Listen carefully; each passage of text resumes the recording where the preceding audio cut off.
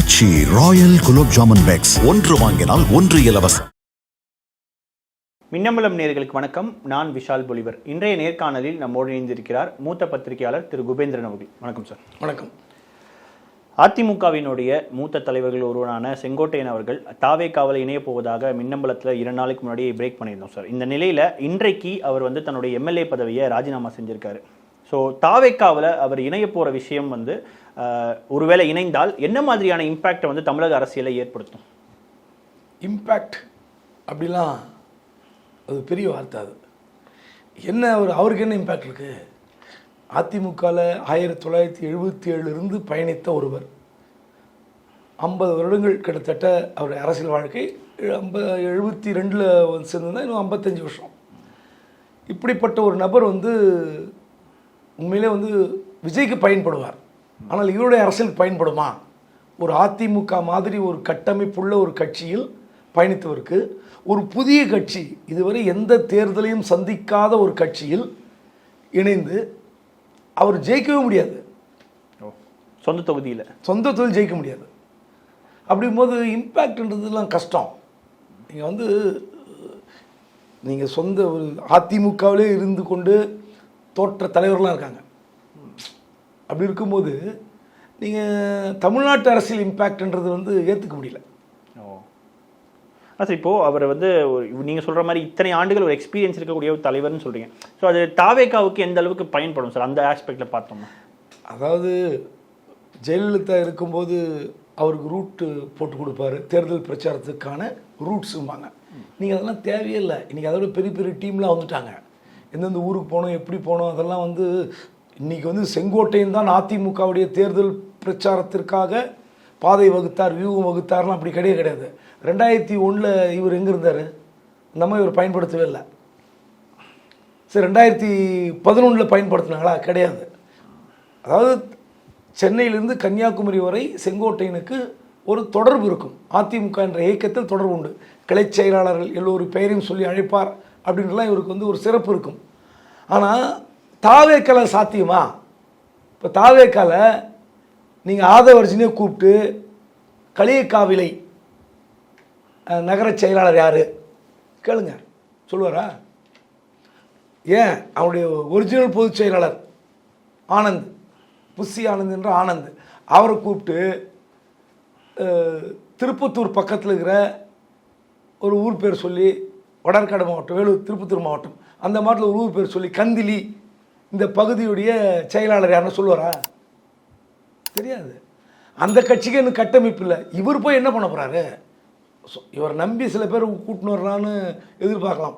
செங்கோட்டையன் வந்து விட்டால், இதுவரை விஜய் கட்சியை நம்பி யாரும் ஒரு விஐபி வரல அப்படின்ற ஒரு பெயர் இருக்குல்ல, அது ஒன்றா ஒரு நீங்கி போய் இவர் வரலாம். அதன் பிறகு யாருன்னா வரலாம். நாஞ்சி சம்பத் வருவதாக சொல்கிறார்கள், வரலாம்.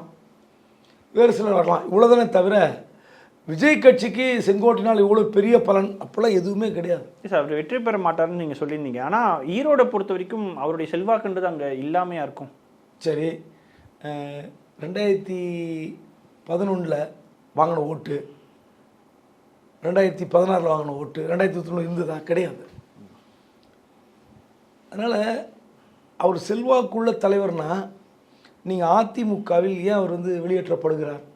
அல்லது ஏன் அவருக்கு ஏன் நெருக்கடி வருது? அதிமுக செல்வாக்கு உள்ள தலைவர் ஈரோடு மாவட்டத்தில் சொல்கிறீங்களே, ஏன் வெளியே தள்ளப்படுகிறார்? என்ன அர்த்தம்? சரி, எடப்பாடி எதிர்த்தாருன்றதுக்காக.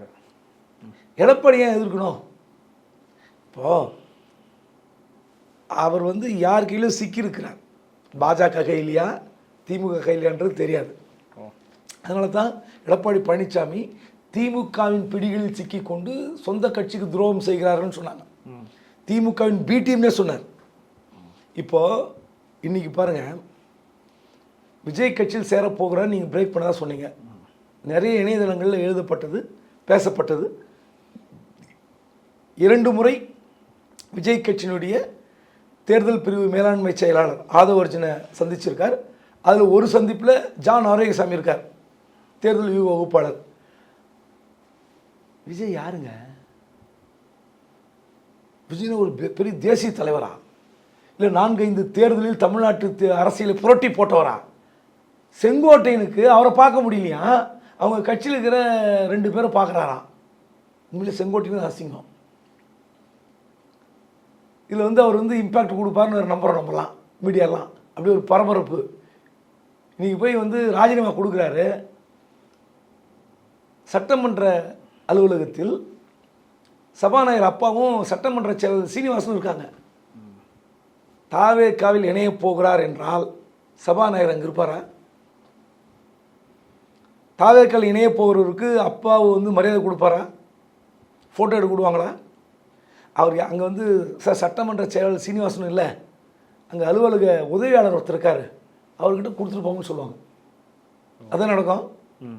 அப்போ திமுக முன்கூட்டியே தயாராக சட்டமன்ற அலுவலகத்தில் சபாநாயகர் காத்திருக்கிறார், சட்டமன்ற செயலாளர் சீனிவாசன் காத்திருக்கிறார், அங்கே லெட்டர் எழுதுறதுக்கு ரெடியாக இருக்கிறாங்க, ஃபோட்டோவுக்கு போஸ்ட் கொடுக்குறாங்க. இதெல்லாம் நடக்குமா?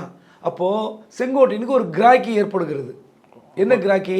திமுக இழுக்க பார்க்கிறது. அதை தான் வந்து எடப்பாடி ஏற்கனவே சொன்னார், இவரெல்லாம் திமுகவின் பிடியில் சிக்கியிருக்காருன்னு. அதுக்கு காரணம் என்னென்னா, சட்டமன்ற கூட்டத்தோடு நடக்கும்போதே செங்கோட்டையன் முதலமைச்சர் ஸ்டாலின் அறைக்கு சென்று பார்த்ததாக ஒரு தகவல் உண்டு. அதை வச்சு தான் எடப்பாடி பேசிட்டு இருந்தார். அந்த அடிப்படையில் தான் இன்றைக்கி வந்து சேகர் பாபு ராஜினாமா கடிதம் கொடுப்பதற்கு முன்பாக பட்டினப்பாக்கத்தில் உள்ள வீட்டில் செங்கோட்டையன் சந்தித்து பேசியதாக ஒரு உறுதியான தகவல். பிற்பாடு ராஜினாமா கடிதம் கொடுத்த பிற்பாடும் தலைமைச் செயலகத்தில் வைத்து சேகர் பாபு பேசியிருக்கிறார். இப்போ செங்கோட்டையனுக்கு பாருங்கள், நம்மலாம் வந்து விஜய் பக்கம் போவார், தாவேக்கால் இணைவார், 27ஆம் தேதி 10 மணிக்கு செங்கோட்டையன் விஜய் கட்சியில் எல்லாம் பிரேக்கிங். இப்போ திடீர்னு ஒரு ட்விஸ்ட் வருது. எப்படி? இப்போ திமுக இணைஞ்சிருவாரா சார்? தெரியாது. செங்கோட்டையன் என்ன முடிவு எடுக்க போகிறாரு தெரியல. இவ்வளோ கிராக்கி இருக்க பாருங்கள், எனக்கு டிமாண்ட் பாருங்கள், விஜய் கூப்பிட்றார், திமுக கூப்பிட்றார் அப்படின்னு ஒரு பெரிய பரபரப்பு. ஆனால் திமுகவில் சேர்ந்தா இத்தனை நாட்களாக வந்து அம்மா அம்மான்னு சொல்லிட்டு இருந்தவங்க வந்து பாருங்க போயிட்டாரு, அதனால தான் துரோகின்னு நாங்கள் சொல்கிறோன்னு எடப்பாடி சொல்கிறது வந்து உறுதியாயிடும் இல்லையா? அதான் நான் சொன்னேன். எடப்பாடி வந்து பட்டவர்த்தமாக சொல்லுவார், அவர் துரோகி, திமுகவுடன் கைகூலி, அங்கேருந்து பிடிமா செயல்பட்டார், எல்லாம் சொல்லுவார். நான் சொன்னது உண்மையாயிடுச்சு பாருங்கன்னு சொல்லுவார். இப்போ அதனால தான் செங்கோட்டையன் முதலமைச்சர் மு.க. ஸ்டாலினை அவருடைய அறையில் போய் சந்தித்தார்ல, அந்த தகவல் எடப்பாடி தெரியாமல் இருக்குமா? இப்போ அந்த கூற்றுப்படி இவர் போய் திமுகவில் சேர்ந்து விட்டால் அவருக்கு ஒரு நெருக்கடி செங்கோட்டையனுக்கு. ஆமாம், அதனால தான் திடீர்னு ரூட்டை மாற்றிருக்கார். வேறு விஜய் பக்கம் போயிடலாம். தன்னுடைய அரசியல் வாழ்க்கை இப்போ கோபிச்செட்டிப்பாளையத்தில் ஒரு 55 வருடங்களாக திமுகவை எதிர்த்து அரசியல் செய்தவர் திடீர்னு மாறிக்கலாம். ஒரு பெரிய இல்லை, சட்டை கழட்டி போட்டு வேறு சட்டை போட்டுக்கிறதா அரசியல், ஒன்றும் பெரிய விஷயம் கிடையாது. அப்படிலாம் வந்து மானம் ஈனம் கொள்கை ரோஷம் சூடு சொர்ண அப்படிலாம் அரசியலில் பார்க்கவே முடியாது. ஆனால் அவருக்கு ஏதோ ஒரு நெருக்கடி. ஏன் திடீர்னு திமுகவுக்கு வருவதாக சொன்னவர், முதலமைச்சருடைய அறையில் தனியார் சந்தித்து பேசியவர், சேகர்பாபு கிட்ட உறுதி கொடுத்தவர், திமுக சேர்ந்து உறுதி கொடுத்தவர், 3 மாதம் கழிச்சு திடீர்னு ஏன் பனையூருக்கு ட்ராவல் ஆகிறார்? என்ன காரணமாக இருக்கும் சார் தெரியல. பொருளை எடப்பாடி சொல்கிற குற்றச்சாட்டு உண்மையாகிவிடும், தனக்கு அரசியல் வந்து ஒரு அவமானமாகி போய்விடும் அப்படின்னு கருதி விட்டாரான்னு தெரில. ஸோ ஒருவேளை அந்த அவமானத்துக்கு அப்படிலாம் இல்லைன்னு நான் சொன்னேன். ஆனால் ஒருவேளை நம்ம இத்தனை ஆண்டு காலம் நம்மளது உடைமை, இவ்வளோ சொத்துக்கள், நம்ம போட்டுக்கிற உடை, உணவு, சாப்பிட்ற உணவு 50 வருஷமாக இதெல்லாம் வந்து அதிமுகவுக்கு எதிராக போவோமேன்னு நினச்சிருந்தாருன்னா சரி திமுக இணைய வேண்டாம், தாவக்காவுக்கு போயிடலாம் அப்படின்னு நினச்சிருக்கலாம். ஆனால் சார் ஒருவேளை திமுகவுக்கு அவர் இணைஞ்சார் அப்படின்னா 10ஓட 11 போயிடுவார், தாவேக்காவுக்கு போனால் ஒரு முக்கியத்துவம் கிடைக்கும்னு அவர் நினைக்க மாட்டாரா? திமுகவில் நான் இதுக்காக சொல்ல, ஒரு யோகத்தை நடிப்பு சொன்னேன். திமுகவில் போய் கோபிச்செட்டிப்பாளையத்தில் நிற்க வச்சா திமுகவுடைய பராக்கிரம பலம் இருக்குல்ல, பொருளாதார பலம், படை பலம், அதிகார பலம் எல்லாம் சேர்ந்து ஜெயிக்கிறதுக்காக வாய்ப்பு இருக்கும். தாவேக்காவில் போனால் எப்படிங்க, அங்கே விஜய் மட்டும்தான் ஜெயிக்க முடியும். நான் இப்பவும் சொல்கிறேன், தாவேக்காவில் ஒருவேளை தனி அவர் அணியாகவோ இல்லை அவர் யாரோ 2-3 பேர் சேர்த்து நின்னா கூட விஜய் மட்டும்தான் வெற்றி பெறுவதற்கு லேசான வாய்ப்பு, மற்ற கேண்டிடேட்லாம் இருக்காது. அந்த விஜயே வந்து திமுக நினச்சின்னு வச்சுங்களேன், அவர் தோல்வி நிற்கிறாரு, அவர் ஜெயிக்கக்கூடாது. நாளைக்கு உதயநிதிக்கு எதிராக டஃப் ஃபைட் கொடுப்பாரு, நாளைக்கு உதயநிதி விசஸ் அப்படின்னு யாராவது வந்தாங்கன்னா விஜய் தான் நிற்பார், டஃப் ஆகிடும். அதனால் வந்து விஜயை தோற்கடிக்க வேண்டும் முடிவு பண்ணுறாங்க திமுக. அவர் போட்டியிடுகிற தொகுதியில் தண்ணி குடிக்க வச்சுருவாங்க. அந்த கட்டமைப்பும் எல்லா பலமும் திமுக கிட்ட இருக்கு, விஜய் கிட்ட இருக்கா? அந்த அரசியல் பார்க்க போகிறோம். எல்லாரும் சொல்கிறாங்களா 2026 இப்போ நீங்கள் அதெல்லாம் நம்பி தானே கேட்குறீங்க. விஜய் பக்கம் போனால் அவருக்கு ஏதோ ஒரு செல்வாக்கு, விஜய்க்கு மட்டும்தான் செல்வாக்கு இருக்குது. விஜயோட கேண்டிடேட்லாம் தடுமாறி போவார்கள். ஆனால் சார் குறிப்பாக இப்போ செங்கோட்டையன் வந்து இப்போ இந்த மாதிரி வெளியில் வந்து தாவேக்காவுக்கோ இல்லை திமுகவுக்கு ஏதோ ஒன்று போகிறது, அதிமுகவுக்கு என்ன மாதிரியான இம்பேக்ட் வந்து ஏற்படும் சார்? அதிமுகவில் வந்து ஒரு சீனியர் லீடர் வெளியே போகிறாரு. அதாவது எடப்பாடிக்கு ஏற்கனவே இருக்கிற பல்வேறு நெருக்கடியில் இதுவும் ஒரு நெருக்கடியாக இருக்கும். ஏன்னா நீங்கள் கட்சியினுடைய விசுவாசியாக கருதப்பட்டவர் செங்கோட்டையன். நீங்கள் திமுக வந்து 2006 to 2011 ஆட்சி காலத்தில் செங்கோட்டையனை கலைஞரே அழைத்தார். எப்படியாவது செங்கோட்டையனை இழுத்துடணும், வீக் பண்ணணும் அப்படின்னு. அது நடக்கலை. மெயினாக அந்த அம்மா வந்து தொடர்ந்து மைனாரிட்டின்னு பேசுவாங்க. ஜெயலலிதா அவர்கள் அந்த ஆட்சி காலத்தில் அது கலைஞருக்கு ரொம்ப இரிட்டேட் ஆயிடுச்சு. ஆனால் எடுத்ததுக்கெல்லாம் மைனாரிட்டி அரசு, அதாவது ஒரு அறிக்கை விட்டாங்கன்னா 58 இடத்துல மைனாரிட்டி அரசு, ஒரு பப்ளிக் மீட்டிங்கில் பேசுனாங்கன்னா 108 இடத்துல மைனாரிட்டி திமுக அரசுன்னு. சரி, அதுக்கு தான் வந்து என்ன பண்ணாங்கன்னா அனிதா ராதாகிருஷ்ணன், முத்துசாமி அப்படின்னு பலதரப்பட்ட எம்எல்ஏக்களை கூட்டிகிட்டு வந்து இடைத்தேர்தல் வச்சு ஜெயிக்க வச்சாங்க. ஸோ அப்போ செங்கோட்டையனை கூப்பிடும்போது செங்கோட்டையன் வந்து ஒரு லெட்டர் எழுதினார். அந்த லெட்டரில் அழகாக அவர் சொன்னது வார்த்தை, நான் மதிக்கிற மிகப்பெரிய அரசியல் தலைவர்களில் இந்தியாவிலே மிகப்பெரிய அரசியல் தலைவர் நீங்கள் திமுகவிலிருந்து எத்தனை சிறப்போ அதே போல் நான் இங்கு இருப்பது தான் எனக்கு பெருமை, தயவுசெய்து எனக்கு அழைக்காதீங்கன்னு லெட்டர் எழுதினார். ஏன்னா அந்த அளவுக்கு நெருக்கடி கொடுத்தாங்க செங்கோட்டையனுக்கு. அப்போல்லாம் போகாத செங்கோட்டையன் இப்போ போகிறாருன்னு ஆச்சரியமாக தான் இருக்குது. பட் இன்னும் நம்ம முடிவு பண்ணல. அவர் குழப்பத்தில் இருக்கிறது நல்லா தெரிகிறது. ஆனால் ஏன் எடப்பாடிக்கு இது நெருக்கடியாக வரும்னா, தொடர்ந்து இப்படி வந்து அதிமுகவோட விசுவாசிகள் ரொம்ப காலம் பயணித்தவர்கள்லாம் வெளியே தள்ளுறாருல, அது எடப்பாடிக்கு நெருக்கடியாக இருக்கும். அது நல்லதும் இல்லை. இப்போது யார் சொல் பேச்சும் வந்து எடப்பாடி கேட்க மறுக்கிறார் அப்படின்ற விஷயத்தை செங்கோட்டையன் வெளியே சொல்லுவார். பாருங்கள், நாங்கள் வந்து பார்லிமெண்ட் தேர்தலுக்கு பிறகு பெரிய தோல்வி அடைந்தோம், அந்த தோல்விக்கு என்ன காரணம்னு சொல்லி ஆராய்ஞ்சு பார்த்தோம். அப்போ நாங்கள் ஒரு 6 பேர் போய் இவரை வீட்டில் போய் பார்த்தோம். பிரிந்து போனவர்களை வந்து ஒன்றிணைத்தால் நமக்கு இருக்கிற டேமேஜ் குறையும், அங்கங்கே வாக்குகள்லாம் சேதாரமாகிறது, அந்த சேதாரத்தை வந்து பாதுகாக்கலாம் இப்படிலாம் சொன்னோம். கேட்கவே மறுக்கிறார், அதை பச்சை பொய்ன்னு வேறு சொல்கிறாரு. அப்போது வந்து எங்களுக்கான அரசியல் அங்கே இல்லை, நாங்கள் சொல்கிற பேச்சை மதிக்க மாட்டேங்கிறார், கேட்குறதும் இல்லை, மதிக்க மாட்டேங்கிறார். அப்போது எங்களுக்கும் எதிர்காலம் இல்லை, நாங்கள் இருக்கிற கட்சி அதிமுகவுக்கும் இனி எதிர்காலம் இல்லை. நான் என்ன பண்ண முடியும்? நான் அரசியல்வாதியாக வந்து இருந்துக்கிட்டு போய் விவசாயம் பண்ண முடியுமா? எனக்கு ஏதோ ஒரு அரசியல் வேணும்ல என் மாவட்டத்தில் அப்படின்னு சொல்லி இப்படி ஒரு பேசலாம். இதெல்லாம் வந்து அதிமுக நெருக்கடியாக இருக்கும். சார், பை சான்ஸ் அவர் செங்கோட்டையன் அவர்கள் தாவேக்கால இணைஞ்சார் அப்படின்னா இப்போ அதிமுகவில் அதிருப்தியில் இருக்கிறவங்களுக்கெல்லாம் ஒரு புகலிடமாக தாவேக்கா மாறுமா? அதுங்க, அதிமுகவில் ஒவ்வொரு மாவட்டத்திலும் 2 பிரிவு இருக்கும். இப்போ இருக்கிற மாவட்ட செயலாளர்கள் எடப்பாடிக்கு ஆதரவானவர்கள் எப்படி நம்ம முடிவெடுப்பீங்க? இப்போ இருக்கிறாங்கல்ல, சி.வி. சண்முகம், தங்கமணி, காமராஜ், விஜயபாஸ்கர், இவங்களாம் இருக்கிறாங்கல்ல, இவங்க எல்லாமே எடப்பாடியுடைய முழு ஆதரவோடு முழு மன சம்மதத்தோடு இருக்காங்கன்னு நினைக்கிறீங்களா?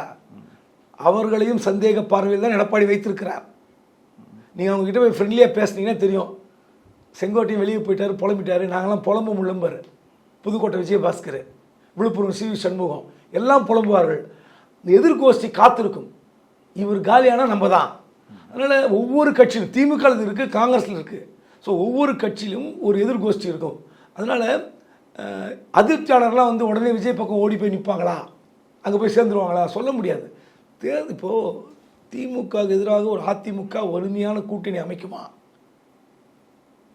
பாஜக, பாட்டாளி மக்கள் கட்சி மீண்டும் ஒன்றிணைந்து உள்ளே வந்து தேமுதிக உள்ளே வந்துருச்சுன்னா, ஒருவேளை அதிமுக ஆட்சி பிடித்து விட்டால், நமக்கு எம்எல்ஏ சீட்டு கடிச்சு ஜெயிச்சிட்டா, நம்ம அதிகாரத்தில் இருப்போம், நம்ம கட்சி ஆட்சியில் இருக்கோம் அப்படின்ற மனப்பான்மை இருக்குல்ல, அது இருக்கும். 26 எடப்பாடி தோத்துட்டான்னு வச்சுங்க, அப்போ இருக்குது பெரிய சிக்கல் எடப்பாடிக்கு. அது வரைக்கும் நம்ம தீர்மானிக்க முடியாதுல்ல, திமுக வெற்றி பெறுமா அதிமுக வெற்றி பெறுமான்னு தெரியாது. இப்படிப்பட்ட சூழலில் அதிருப்தி இருந்தாலும் தேர்தல் வந்த பிறகு இந்த சண்டையெல்லாம் மறைந்து கொஞ்சம் ஓரளவுக்கு மறப்பாங்க, இல்லை வந்து சமாதானமாகி உள்ளே கொண்டு வந்து வேலை செய்யறதுக்கு முயற்சிப்பாங்க. சார் 26 தோத்தா சிக்கலா எடப்பாடிக்கு அப்போ? ஆமாம், நீங்கள் இப்போ திமுக கூட்டணிக்கு வந்து வலிமையான கூட்டணி இருக்கிறது, பல்வேறு நலத்திட்டங்கள் செய்து ஒரு பெண்கள் ஓட்டு வந்து முதல் முறையாக அதிமுக கிடைக்காது, அது திமுக கிடைக்க போகுதுன்னு ஒரு பெரிய நம்பிக்கையோடு திமுக இருக்கிறார்கள். இப்படிலாம் இருக்கும்போது இதை வீழ்த்துவதற்கு எடப்பாடி என்ன வியூகம் வகுக்கிறார், அதுதான் கட்சிக்காரருக்கு தேவை. பலமான கூட்டணி அமையும். இப்போ நேற்று கூட பாருங்கள், மாவட்ட செயலர் கூட அதான் சொல்கிறார், நீங்கள் போய் வேலை பாருங்கள், நான் பார்த்துக்கிறேன். ஒருவேளை அவர் வந்து தோற்றுறான்னு வச்சுங்களேன், பிரிந்து கிடந்தவர்களை ஒன்று சேர்க்கவில்லை, வலிமையான கூட்டணி அமைக்கவில்லை, திமுகவுக்கு எதிராக நீங்கள் சிறப்பாக செயல்படவில்லை, உங்கள் கட்சி பதவியை காப்பாற்றிக் கொள்வதற்கு கட்சியுடைய பொதுச்செயலாகவே இருக்கணும்னு ஆசைப்படுறீங்க, அதுக்காக செயல்பட்டீங்கன்னு குற்றச்சாட்டு வரும். நீங்கள் ஏற்கனவே 10 தோல்வி அப்படின்னு இருக்குல்ல, 11வது தோல்வி இன்னும் அவமானமாக இருக்கும், பெரிய நெருக்கடி வரும். அதில் ஒன்றும் மாற்றமே இல்லையே. ஆனால் இதுக்கு முன்னாடி திமுகவும் 2 முறை தோல்வியெல்லாம் சந்திச்சிருக்காங்க இல்லையா, அதோட இது எப்படி இம்பேக்டாக இருக்கும் எடப்பாடிக்கு குறிப்பாக? அதாவது 2011 தேர்தல் வந்து பார்த்தீங்கன்னா அது கலைஞர் தான், 2016 தோல்வியும் கலைஞர் தான். அப்போ வந்து திமுக அவர் தான் தலைவர், ஸ்டாலின் கிடையாது. இப்போ ஸ்டாலின் இருக்கார். இப்போ ஸ்டாலின் நெருக்கடி வரும் 2026. இப்போ வந்து எல்லாரும் என்ன சொல்கிறாங்க, திமுக 2 முறை தொடர்ந்து ஜெயிச்சதே கிடையாது, தொடர்ந்து 2வது முறை ஆட்சியில் அமர்ந்தது கிடையாது.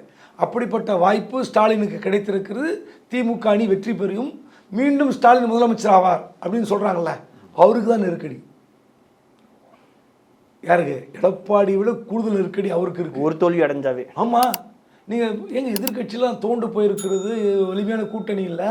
இந்த மாதிரி சூழலே திமுக 2வது முறை ஆட்சிக்கு வரலன்னா வேற எப்போ ஆட்சிக்கு வருவாங்கன்னு கேள்வி இருக்குல்ல. எடப்பாடிக்கு அதே மாதிரி நெருக்கடி இருக்குது இல்லைன்னு சொல்ல. ஏன்னா என்ன சொல்லணும்னா, வலிமையான கூட்டணி இல்லைன்னு ஒரு பாட்டு ரெடியாக இருக்கும், பாட்டு பாடுறதுக்கு டியூனு, ரிதமு, லிரிக்ஸ் எல்லாம் ரெடியாக இருக்கும். ஆனால் ஒருவேளை வலிமையான கூட்டணி இருந்து திமுக தோற்றுவிட்டால், வலிமையான கூட்டணியை தோற்கடித்த எடப்பாடியோட பிம்பம் எப்படி இருக்கும்? நீங்கள் அவ்வளோதான், வேற லெவலுக்கு கொண்டு போயிடுவாங்க. பாருங்கள், பிரிந்து கிடந்த பாட்டாளி மக்கள் கட்சி வந்து அறக்குறையாக ஒன்று சேர்த்தோம், தேமுதிக வருமா வராதா தெரியாது, அவங்களுக்கு உள்ளே வந்து சேர்த்தோம். புதிய தமிழ் கிருஷ்ணசாமி எங்கள் கூட இருந்தார், வெளியே போயிட்டார். ஆனாலும் நாங்கள் வந்து தென் மாவட்டத்தில் எப்படி வாங்கியிருக்கிறோம் ஓட்டு, பெரிய பிம்பம் எடப்பாடி கிடைக்கும். ஆனால் அதெல்லாம் நடக்குமா? பெரிய கேள்விக்குறி. உண்மையிலே இந்த தேர்தலை யாராலும் கணிக்கவே முடியாது. 2026 விஜய் தனியாக நிற்கிறாரா, கூட்டணிக்கு வரப்போகிறாரா, எந்த கூட்டணிக்கு வரப்போகிறார், இதெல்லாம் பார்த்து தான் நம்ம முடிவு செய்ய முடியும். தேர்தல் அறிவித்து ஒரு வாரம் 10 நாளில் தான் ஓரளவுக்கு நம்மளால் கணிக்க முடியும். அதுவரை திமுக கூட்டணி வலிமையாக இருக்கிறது, இன்றைய தேர்தல் திமுக வெற்றி பெறும், இந்த வார்த்தை வந்து எடுபடும், அவ்வளோதான். ஆனால் அது உறுதியான்னு கேட்டால் இப்போ சொல்ல முடியாது. ஸோ விஜய் தான் இந்த இடத்துல கிங் மேக்கராக இருக்காரா? கிங் மேக்கர் கிடையாது. இப்போ அவருக்கு வந்து ஒரு 7-8% வாக்கு இருக்குது, வெற்றி தோல்வி தீர்மானிக்கிற வாக்குகளாக அவர் மாறுவார். இப்போ அதிமுக திமுக சில தொகுதிகளில் அதிமுக தோற்கிறது என்றால் அந்த வாக்குகளை விஜய் கபலீகரம் செய்திருப்பார். விஜயுடைய வேட்பாளர் வாங்கிய ஓட்டுக்கள் அதிமுகவுக்கு சரிவாக இருக்கலாம். அல்லது ஒருவேளை அதிமுக ஒரு தொழில் ஜெயிக்கிறது என்றால் திமுக தோற்கிறது, அந்த வாக்குகள் திமுக தோற்கிற வாக்குகள் விஜய்க்கு போயிருக்கும். ஸோ இதுதான் சிக்கல். அதனால் விஜய் வந்து, ஆனால் நீங்களாம் நினைக்கிற மாதிரி பல்வேறு இடங்களில் பேசப்படுகிற மாதிரிலாம் விஜய்க்கு வந்து இப்போ தெரியும். நீங்கள் தேர்தல் வந்துச்சுன்னா எனக்கு தெரிந்து, நான் சொல்கிறேன் 2026 எனக்கும் தெரியாது, ஆனால் நான் இத்தனை வருடமாக பார்த்த தேர்தலை வைத்து நான் பேசுகிறேன். விஜய்க்கு வந்து ஒரு அப்படியே 20-23 வாய்ப்பே கிடையாது. அவங்க 26ன்னு சொல்கிறாங்க சார், அவங்க இருக்கக்கூடிய சர்வேல 26. எங்கே எடுத்தாங்கன்னு தெரில. ஒரு 5-6 ஸ்டேட்டில் எடுத்து தமிழ்நாடுக்கு குறுக்கிட்டாங்களான்னு தெரில. தமிழ்நாடு, ஆந்திரா, கர்நாடகா, கேரளா எல்லா ஸ்டேட்டில் எடுத்து மொத்தமாக போட்டு குலுக்கி போட்டு 234 தொகுதி கொண்டு வந்துட்டாங்களா? நீங்கள் இந்த 2021 கிளாசிக் தேர்தல், நான் இதை வச்சே பேசுகிறேன். 10 ஆண்டுகால அதிமுக ஆட்சி, உண்மையிலே திமுக கூட்டணி 200 இடங்களுக்கு மேலாக வெற்றி பெற்றிருக்கணும். நீங்கள் பார்த்துருப்பீங்க அந்த தேர்தல். ஒருவேளை இங்கே தமிழ்நாட்டில் இருந்தீங்களே, சரி. அப்போது ஏன் வந்து 66 இடங்களுக்கு மேல் வந்து அதிமுக பிடித்தது? 10 ஆண்டு கால ஆன்டி இன்கம்பன்சி. அப்போது என்ன வந்து அதிமுகவுக்கு ப்ளஸ்ஸு? ஜெயலலிதா இல்லை, எடப்பாடி ஒரு 4.5 வருஷம் புதிய தலைவர், புதிய பொதுச் செயலாளர், கூட்டணி பாஜக, ஆன்டி பிஜேபி ஓட்டு இன்னும் அப்படியே தமிழ்நாட்டில் இருக்குது, இன்ன வரைக்கும் இருக்குது, எல்லாருக்கும் தெரியும். எப்படி வந்து ஜெயிச்சார்? ஜெயலலிதா அவர்களே எதிர்க்கட்சியாக இருக்கும்போது 61 இடங்கள் தான். அந்த 61 இடங்களை விட அதிமுகவில் அதிக இடங்களை பிடித்தவர் எடப்பாடி அப்படின்ற பெயர் 21 வந்துருச்சு. எப்படி ஜெயிச்சாங்க? நிறைய தேர்தலில் அவர் ராசா பேசின அந்த பேச்சு இருக்குல்ல, அது ஒரு பெரிய சரிவு. இந்த மேற்கு மண்டலத்தில் ஒவ்வொரு தொகுதியிலும் 5000 வாக்குகளை காலி செய்தது. நான் ராசா பேச தப்புன்னு சொல்லலை, அந்த பேச்சு திரிக்கப்பட்டது. அந்த பேச்சு எடப்பாடி பழனிசாமிக்கு ப்ளஸ்ஸாக அமைந்தது. ஸோ இப்படி பல்வேறு காரணிகள் இருக்கிறது. அதனால் நீங்கள் வந்து எடப்பாடிக்கு நெருக்கடி, ஸ்டாலின் நெருக்கடி என்பதை விட இந்த தேர்தலை கணிக்க முடியாத அளவுக்கு விஜய்க்கு நெருக்கடி இருக்குது. விஜய் மட்டும்தான் ஜெயிப்பார். நான் எப்போதும் சொல்கிறேன், அவர் தனியாக நின்னார்னா 234 தொகுதிகளிலும் விஜய் மட்டும் ஒரு கட்சியாக நின்று வேட்பாளரை போட்டால் அவர் மட்டும்தான் ஜெயிப்பார். ஆனால் சார், இப்போது விஜய் அவர்கள் ஒவ்வொரு கூட்டத்திலையும் சொல்லும் பொழுது தாவேக்காவுக்கும் திமுகவுக்கும் தான் போட்டின்றாரு. இப்போது செங்கோட்டையன் அவர்கள் விலகலாக இருக்கட்டும், ஒருவேளை அவர் நாளைக்கு வந்தார் அப்படின்னா இப்போ இந்த சினாரியோன்றது அதை நோக்கி போய்கிட்டு இருக்கா அப்படின்ற ஒரு கேள்வி இருக்குது சார். அதாவது இப்போ நடந்து முடிந்த மக்களவைத் தேர்தலில் அதிமுக எத்தனை சதவீதம்? 20%. 20. தனிப்பட்ட முறையில் அதிமுக 20, கூட்டணியோடு 22, 23 வச்சுக்கலாம். இப்போ அதிமுகவுக்கு 20% இருக்குது, அவங்களுக்கு 25, 26. தனிப்பட்ட முறையில் ஒரு 5-6% குறைந்து விட்டு, அதுக்கு டிடிவி, ஓபிஎஸ் உள்பட்ட பல காரணிகள்.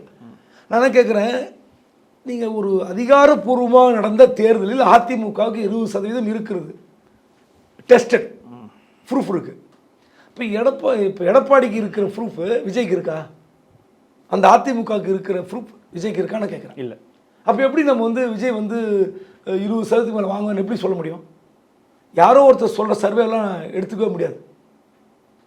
பாஜக வந்து மத்தியில் ஆட்சி பிடிக்கும் 350 இடங்களுக்கு மேல் அப்படின்னு எல்லா சர்வேவும் போட்டாங்க. 400ன்னு சொன்னாங்க. 400 என்னாச்சு? 240. இந்த முறை பாருங்கள், பீகாரில் 70-80 இடங்களுக்கு மேல் இவங்க 90 இடங்கள் வரையும் பிடிப்பாங்க, அவங்க 150 இடங்கள் பிடிப்பாங்கன்னு போட்டாங்க. என்னாச்சு? 200 மேலே 200 தொட்டாங்கல்ல. ஸோ எந்த சர்வே உறுதி? எப்படி? இப்போ பீகார் நடந்த சமீபத்த சர்வே பாஜக 150 இடங்கள் பிடிக்கும், 90 இடங்களை வந்து இவங்க பிடிப்பாங்க, முடியலையே. இந்த சர்வே எல்லாம் வந்து காணாமல் போய்விடும். தேர்தல், அதுவும் தேர்தல் வந்துச்சுன்னா திமுக என்ற ஒரு கட்சி இருக்குல்ல, சண்டை சச்சரவு, உள்குத்து, காலை வர்றது, எல்லா வேலையும் மாறி போயிடும். பணம் இங்கே பேசும். அதே மாதிரி அதிமுக அந்த அவங்களும் வந்து களப்பணியில் சும்மா இருக்க மாட்டாங்க. ஸோ இந்த 2 பெரிய கட்சிகள் வந்து ரெண்டும் ஒரு பிரம்மாஸ்திரமான கட்சிகள். இந்த கட்சி மோதும்போது, இந்த கட்சி இருக்குல்ல, இவர் சொல்கிறார்ல எனக்கும் திமுகவுக்கும் தான் போட்டின்னு, இதெல்லாம் டைலாக் நல்லாயிருக்கும், சினிமாத்தனமான டைலாக். அவர் இன்னும் எத்தனை மாவட்ட செயலர் போடல? எல்லா மாவட்ட செயலர் போட்டாரா? 2 தொகுதிக்கு ஒரு மாவட்ட செயலர்ல 117 தொகுதி மாவட்ட செயலர் போட்டாரா? உறுதியாக அவங்களால சொல்ல முடியுமா? இதுதான் தாவேக்கா. அதனால் அவர் சொல்கிறது வந்து, காஞ்சிபுரத்தில் என்ன பேசினார்? கரூர் சம்பவத்தை பற்றி பேசுவோர் அப்படின்னு எல்லாம் எதிர்பார்க்குறீங்க. நான் அப்புறம் பேசுகிறேங்க. ஏன் பேசுங்க? கரூர் சம்பவத்தை பற்றி உங்களை யார் பேச வேணான்னு தடுக்கிறாங்க? அதில் என்ன தவறு நடந்தது சொல்லுங்கள். தான் செய்த தவறையே ஏற்க மறுக்கிற ஒரு தலைவரை நம்ம எப்படி வந்து அரசியலில் வந்து ஏற்றுக்க முடியும்? அந்த கரூர் சம்பவத்துக்கு தவறு வந்து திமுகன்னு சொல்லி இன்னொரு வந்து நினச்சிக்கிட்டு மக்கள் இருக்கணும் நினைக்கிறாரு பாருங்க, அது எவ்வளோ பெரிய அவதூறு. அப்புறம் வந்து சினிமா டைலாக்கு, திமுக விசஸ் தாவேக்கா விசஸ் திமுக சொல்லிட்டே இருக்க வேண்டியது தான். ஓகே சார், இதே ஒரு கேள்வி என்ன அப்படின்னா, இப்போ டிடிவி தினகரன் அவர்கள் வந்து அவரும் வந்து 2026 தாவேக்காக்கும் திமுகவுக்கும் தான் போட்டி அப்படின்னு ஒரு பக்கம் சொல்லிட்டு இருக்காரு. இப்போ தினகரனுடைய அந்த ஸ்டாண்ட் அப்படின்றது எதை நோக்கி போகும்? குறிப்பாக ஓபிஎஸ் அவர்களும் வந்து தாவேக்கால இணையறதோ அல்லது கூட்டணிக்கு போகிறதோ இதுக்கான வாய்ப்புகள் ஏதாவது இருக்கா? ஓபிஎஸ் கட்சியில் சேர்க்கணும்னு ஆசைப்பட்டவர் தான் செங்கோட்டையன். யார்? அதே பாஜகவை நம்பி இந்த மாதிரி ஒரு சித்து வழி ஆற்றில் இறங்கி இப்போ சின்ன பின்னப்பட்டு குழப்ப நிலையில் இருப்பவர் செங்கோட்டையன். ஆனால் 2 நாளைக்கு முன்னாடி ஓபிஎஸ் என்ன சொன்னார், நான் என்டிஏக்கு போகிறேங்கிறாரு. ஏங்க உங்களுக்காக பாடுபட்ட செங்கோட்டையன் நடு ரோட்டில் நிற்கிறாரு, நீங்கள் திரும்ப என்டிஏக்கு கெடு கொடுக்குறீங்க. ஏன் கெடு கொடுக்கணும்? பிரிய வேண்டி தானே. என்டிஏல இல்லைன்னு சொன்னார், திரும்ப என்டிஏக்கு போகிறேன்னு சொன்னார் 2 நாள் முன்னாடி. நீங்கள் பார்த்துருப்பீங்க. அப்போ என்ன காரணம் அது? அப்போது உங்கள் மேலே உங்களை சுற்றி இருக்கிறவங்களுக்கே உங்கள் மேலே நம்பிக்கை வருமா? ஓபிஎஸ் உடைய வார்த்தையும் செயலும் சுத்தமாக 1க்கு பின் 2 இல்லை 3க்கு பின் முரணாக இருக்குது. டிடிவிக்கு என்னென்னா, எடப்பாடி அவர் தலைமையில் அதிமுக இந்த முறை தோற்க வேண்டும் நினைக்கிறார். அதற்காக அவர் வந்து வெளிப்படையாக சொல்லிட்டார், எடப்பாடி வீழ்த்த வேண்டும், எடப்பாடி தலைமையில் அதிமுக தோற்க வேண்டும்ன்ற முடிவோட திடமாக இருக்கார். ஸோ அவர் வந்து திமுக கூட்டணியிலும் முயற்சிக்கிறார், தாவேகா கூட்டணிக்கும் முயற்சிக்கிறார்.